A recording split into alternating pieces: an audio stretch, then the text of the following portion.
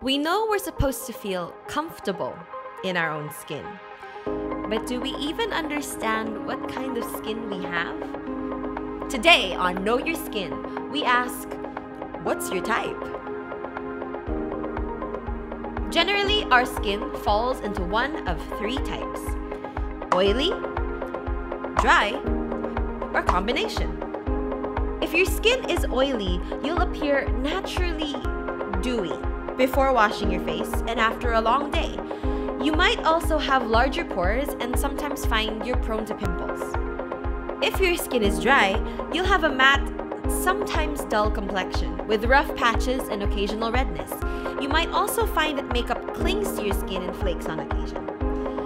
Combination skin is a mix of the two types. You'll have an oily T-zone but dry cheeks and chin. Now that you know your type, it's time to see how to treat it well. For oily skin girls, mattify your complexion with an absorbent foundation that lasts.